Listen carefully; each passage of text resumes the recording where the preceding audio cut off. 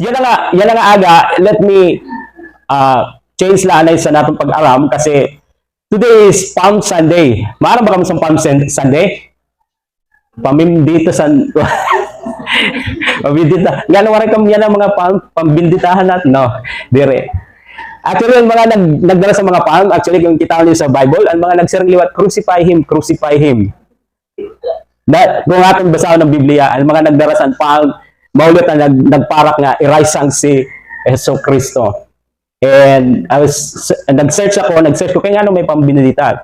May nag-siring nga, kapag yung binditahan, nahimo siya sakramento sa according sa canon code of law, nahimo na siya sa sakramento. Tapos labi na kung bubutang mo kuno sa kuan, may na nagsisiring nga pag limpyo ko nito sa nimo spiritual cleansing and kumbaga ginhinumduman nimo about sa gimbuhat ni Yeso Cristo. That's a good point. Ginhinumduman mo pero hindi realize ito nga dili sa but actually ito nga daon na nagpahinumdum sa aton ng mga tao nga ang expectation nila si Jesus kinmani para iligtas sila sa pagpamumuno ng Roma at sila din ang sumigaw, ulitin ko po, na ipako siya sa cross.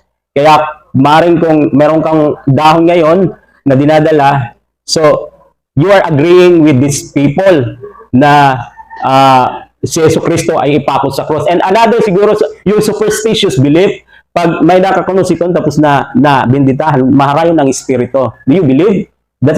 Yan ba yung sinasabi ng Biblia? Again, we don't follow tradition. That's the tradition na pinasa pa sa kanino-ninuan hanggang sa mga henerasyon. But tradition is not superior, mas higit siya sa Word of God, sa salita ng Diyos. Hindi po yan ang sinabi ng Diyos. Bagkus, ang masamang espiritu ay lalayas kung si Yesu Cristo ay nananahan na sa iyong buhay. Amen? So that's the reason why nga Palm Sunday kit anay na dirila anay dito sa Book of Judges. Gusto kong iakma sa paghinumdum sa yan na nga Sunday, gitawag siya Palm Sunday kay Domingo man. Sunday sumulod si Jesus Christ sa Jerusalem. Sunday pumasok siya kaya gitawag siya palm kasi ang mga tao nagkuan wagay-wise ang mga branches, mga palma. Okay? So mga palma amo itong nga gitawag nga Palm Sunday. But ang pinaka-importante liwat nga minumduman natin is yung pulong nga triumphal entry. Matagumpay na pagpasok ni Jesus sa Jerusalem. And that's where we will get application kung si Jesus ba ay matagumpay na nakapasok sa ating buhay. Amen? Okay, bukas po ng ating Biblia. Nice ko pong ibahagi sa inyo ang Matthew chapter 21 verses 1 to 11.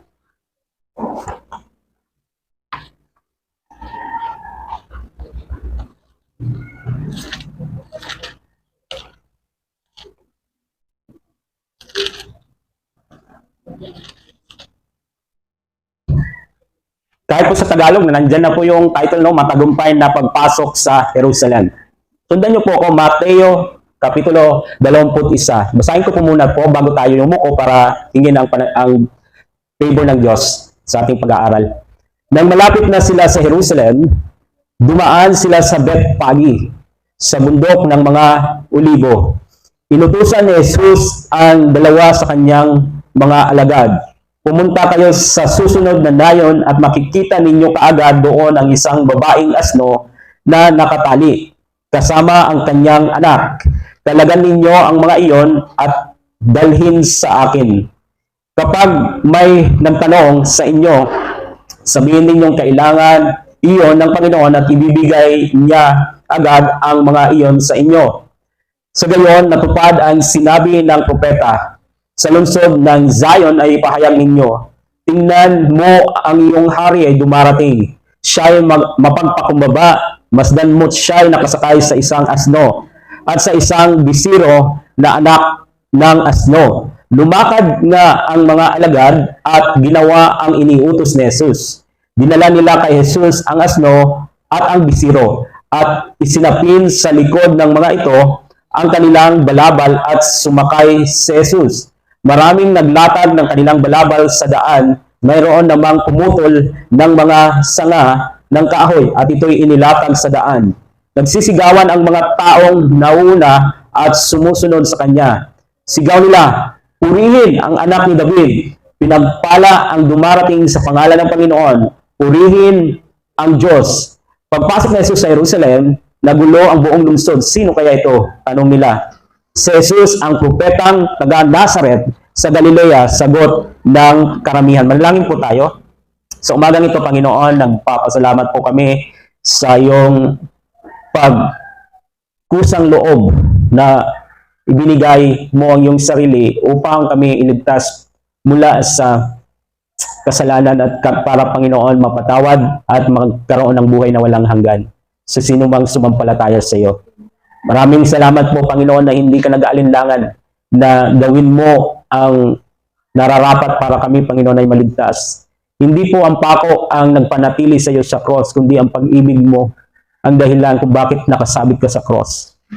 Maraming salamat po na ito po ay special na oras, special na panahon na pwede naming alalahanin ang iyong pagpasok sa Jerusalem, na dito na magsisimula ang iyong paghihirap, Panginoon, upang kami ay hindi maghirap, kundi magkaroon ng buhay na walang hanggan, abundansyang buhay na nagmumula sa iyo, Panginoon.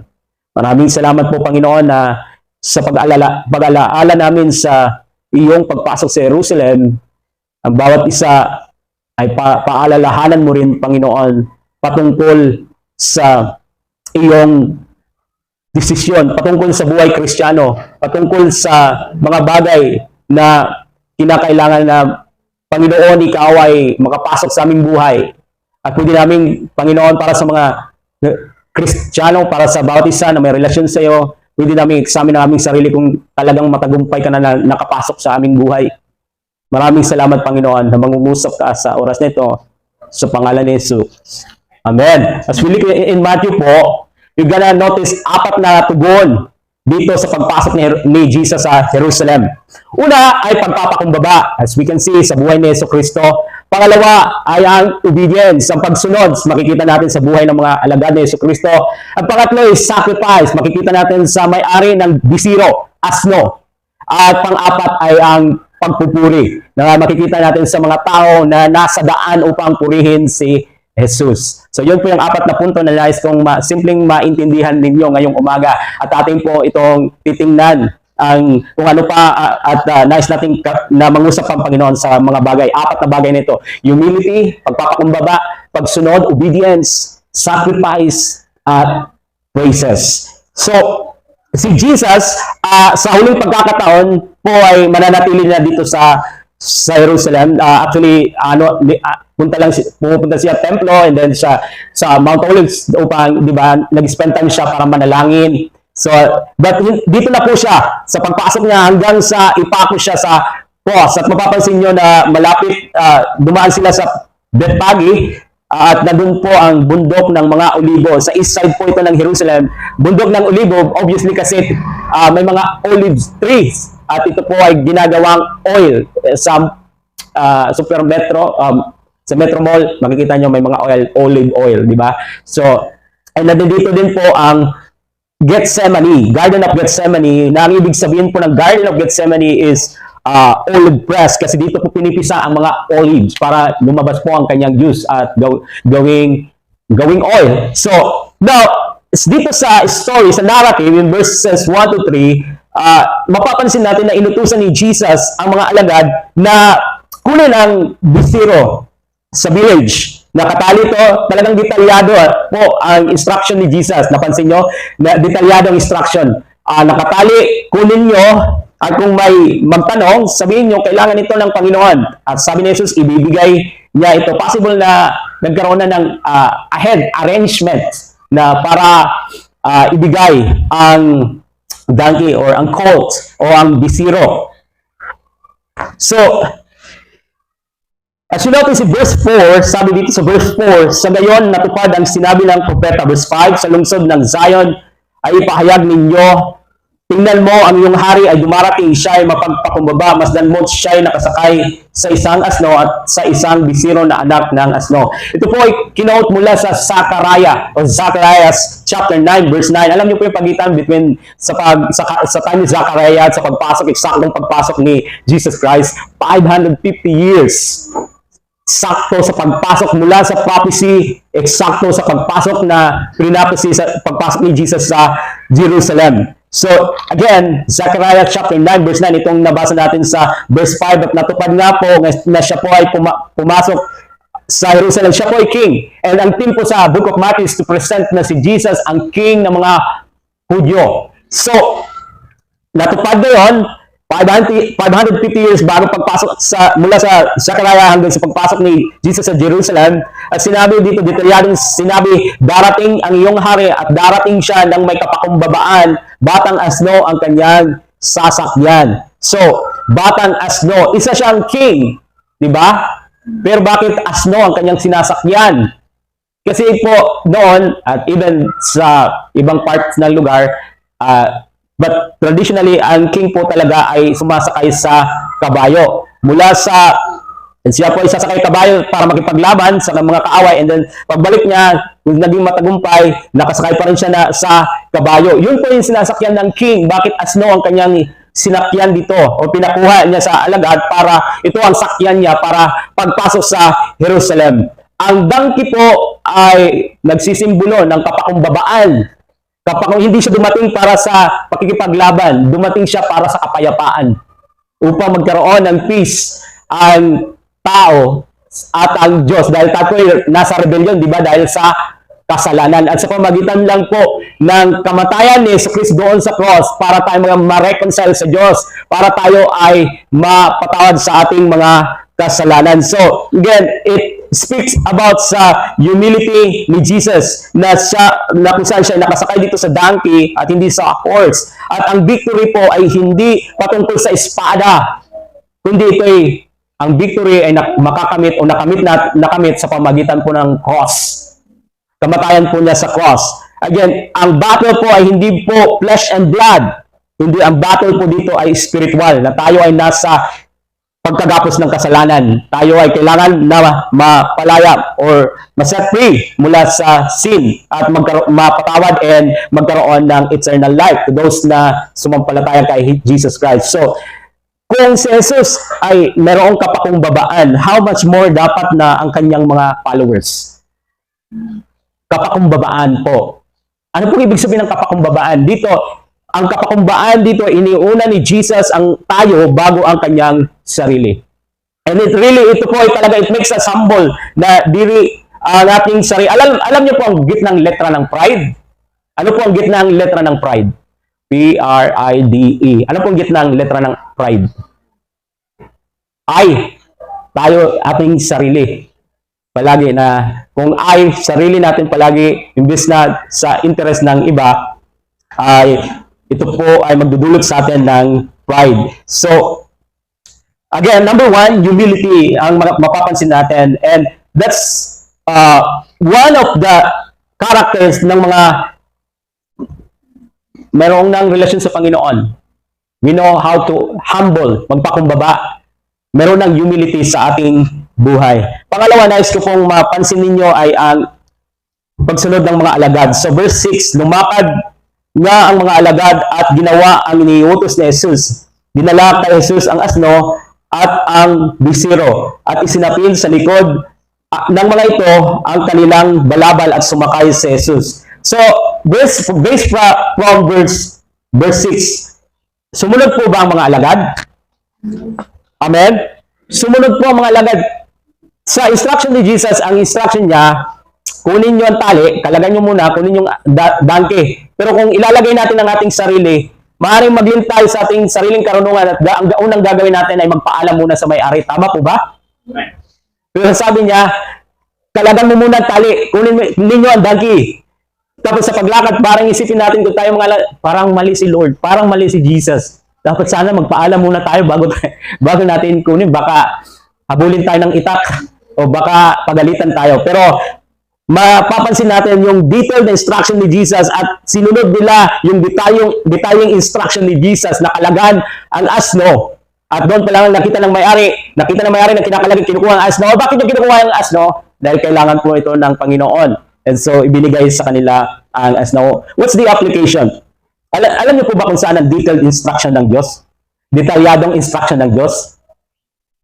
Mga kapatid, alam niyo po kung diin ang detalyadong instruction ng Diyos? Hawak niyo po ngayon. Tama. Do you agree? Ito po detalyado. Detalyado po ito. Yung instruction ng Diyos, may specific na instruction sa buhay natin. Detalyado, ito ang instruction ng Diyos. Kapag narinig po natin, naririnig po natin, pagkatapos pong marinig natin, do we obey po? Do we obey the instruction of God? Ang salita ng Diyos. Kasi po minsan, isa pong sign siguro na hindi pa talagang matagumpay nakapasok si Jesucristo sa buhay mo kung labas-pasok lang ang salita sa tenga mo. At hindi po natin sinusunod ang instruction ng Panginoon sa buhay natin. Isa pong sign, evidence na matagumpay na nakapasok po ang Diyos sa ating buhay ay meron na pong obedience, pagsunod po sa Panginoon. And as you can see, instruction po ito. And then dito po makikita natin ang direction. Sabi ni Jesus, go to the village, may direction. This gives us direction, tama po, sa ating buhay. If we don't follow itong direction sa ating buhay, then we will go to wrong direction. Tama po? Mapupunta tayo sa maling landas kung hindi natin susundin ang direction ng Diyos na mula sa salita ng Diyos. And if we have obedience, we know how to serve. We know how to serve. We will serve Jesus. Paglilingkuran po natin siya. So tingnan nyo, verse 7. Dinala kay Jesus ang asno at ang bisiro at isinapil sa likod ng mga ito ang kanilang balabal at sumakay si Jesus. So ito po imagine nyo. Dinala ang bisiro. So linatag po ang balabal para pagsakay ni Jesus. Komportable o okay na ang kanyang pagsakay. So kabahagi po ng pagsunod natin sa Diyos ay ang paglilingkod. Magkasabay po yun. Kung wala kang pagsunod, walang paglilingkod sa Diyos. Kung mayroong pagsunod, mayroong paglilingkod sa Diyos. Hindi ka pwedeng sumunod pero hindi ka naglilingkod. Hindi ka pwedeng naglilingkod pero walang obedience. Hindi po yun eksakto. Magkasabay po yun. Obedience and paglilingkod. Pagsunod at paglilingkod sa Diyos. Tama po ba? So, pinaglingkuran nila ang Panginoong Jesus. You don't want na serving is not, yung pag-serve, paglilingkod is not just sitting and listening. Ito po active na it require na may ginagawa ka para sa Panginoon. Every time, minsan, pag nagkikita kami ng pastor namin, senior pastor ko, tikang mula sa US, and even my pastor just reminded me about kung anong sinabi ng senior pastor namin. Sabi niya, naalala mo sabi palagi ni Pastor Jerry, do something for the Lord. Alam niyo po yung do something for the Lord? Gumawa ka ng isang bagay para sa Panginoon. Do something. Kasi, actually, dapat puro sa atin. We should do something para sa Panginoon. So, pangalawang bagay na nakapasok na pong matagumpay ang Diyos sa buhay natin ay meron na pong obedience, pagsunod sa ating buhay. Pangatlo is sacrifice. Tingnan niyo po dito ang may-ari ng asno, ibinigay niya po ba ang bisiro, ang donkey? Tama po ba? Ibinigay niya. Alam niyo po, bihira lang ang may colt sa time na ito. At sabi po sa Mark chapter 11 verse 2, wala pang nakaupo sa donkey na ito. We can read it later. Mark chapter 11 verse 2, wala pang kahit sino man nakaupo sa donkey na ito. Si Jesus pa lang nakaupo sa donkey na ito. So, inoffer niya ang kanyang donkey dahil need ito ng Panginoon. Inoffer niya ito para gamitin ng Panginoon. Mayroon po ba sa buhay mo na hindi mo pa binibigay sa Panginoon? The Lord is saying, I need that time I need na magbigay ka ng time sa akin. I need na gamitin mo ang iyong talent, ang iyong gift, ang iyong strength para sa akin. Do we give it to the Lord po? Or palagi sinasabi, Lord, I cannot give you this because palagi akong busy, Lord. Hindi ko po alam kung anong ang pangungusap ng Diyos sa bawat isa sa atin. Pero ano po ba ang sinasabi ng Panginoon sa iyo na hindi mo maibigay-bigay? Maaaring ang isang kasalanan na hindi pa natin ma-give up. Kaya hindi natin ma-offer ang ating buhay sa Panginoon. At ang sin, sentro na naman ang letra ng sin ay I. Kanina yung pride, yung letra I. Yung sin ay na naman po. So, Ano po ba ang pwede mong i-offer sa Panginoon? Hindi para tumbasan ang kanyang ginawa, kundi pagpapasalamat, gratefulness sa kabutihan niya. Lord, binigyan mo po ako ng lakas, ng buhay. Lord, i-offer ko po ito sa iyong kaluwalhatian. Sa iyo para maparangalan ka. May mga bagay sa buhay natin na hinihingi ni Lord, pero ewan ko kung ibinigay mo na kay Lord.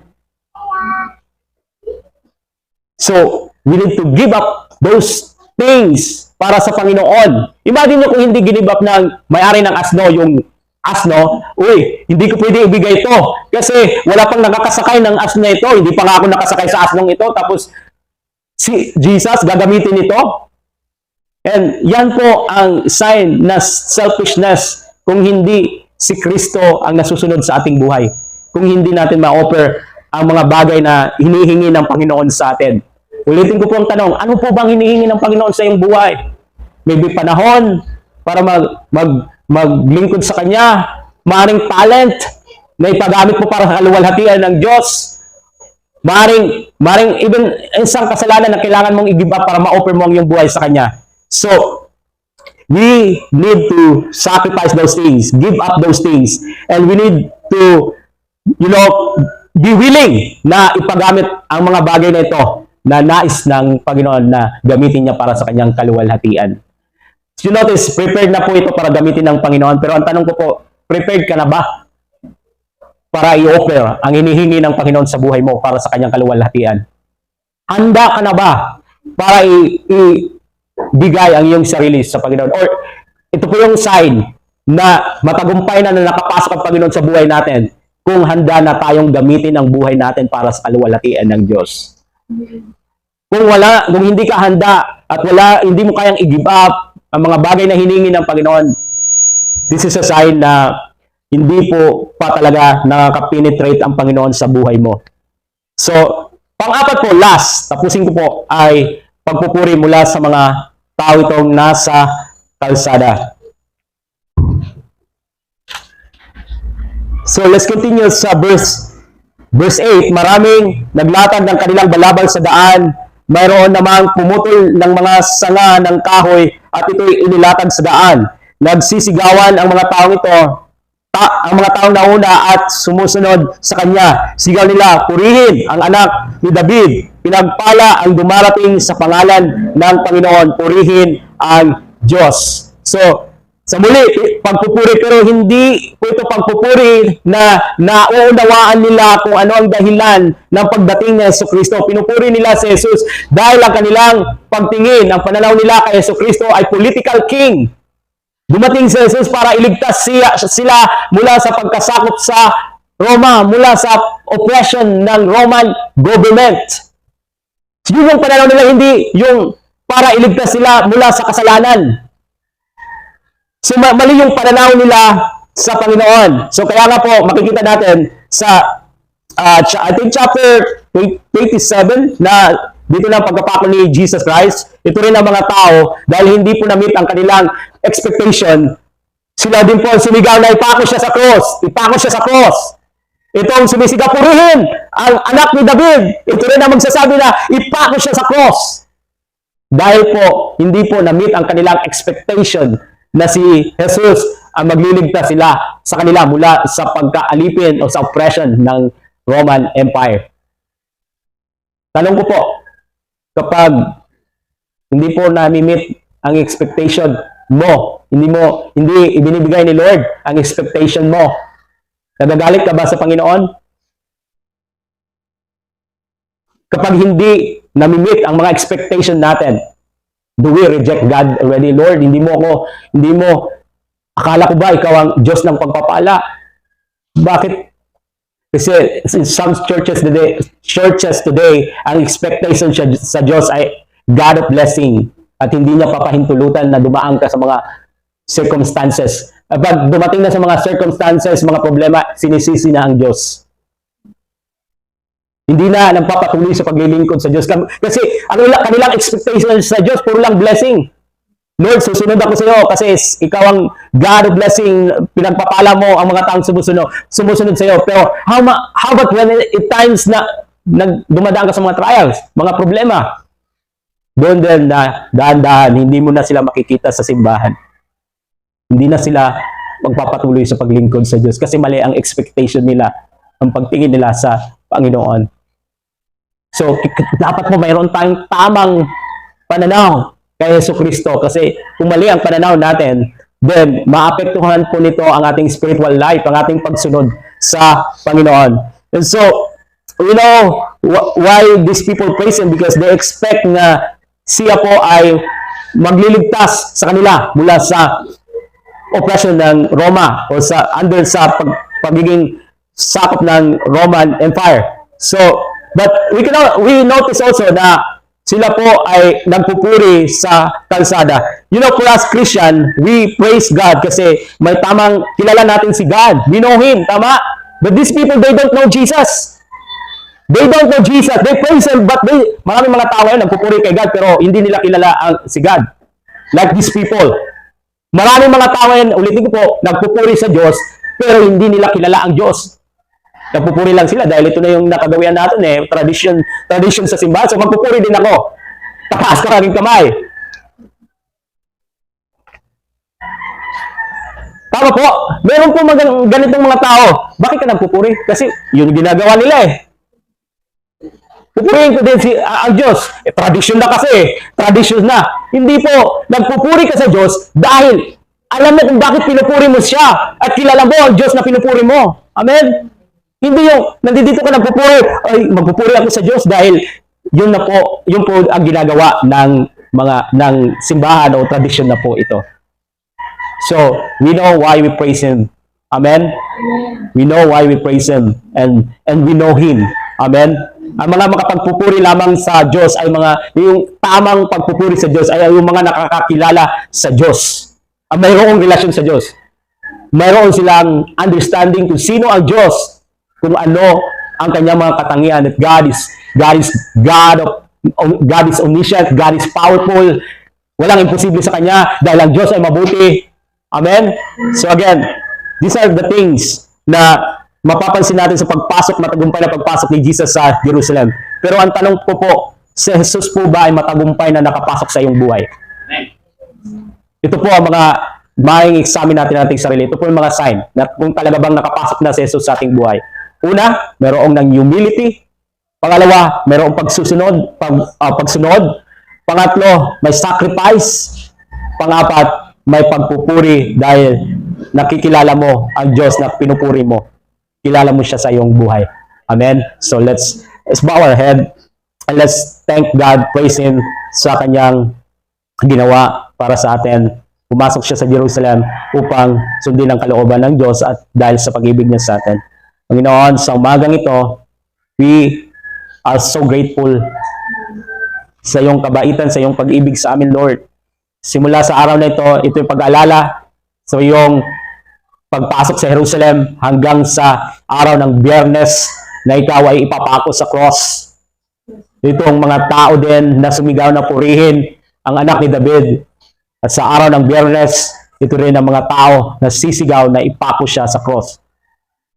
At Panginoon, ito po ay plano na simula pa para sa aming kaligtasan. Upang kami, Panginoon, ay maligtas mula sa pagkagapos sa kasalanan at mapatawad ang aming mga kasalanan at magkaroon ng buhay na walang hanggan. Maraming salamat po, Panginoon, na ipinakita mo ang iyong pag-ibig sa cross nang namatay. Pag-ibig sa amin nang namatay ka sa cross para sa amin.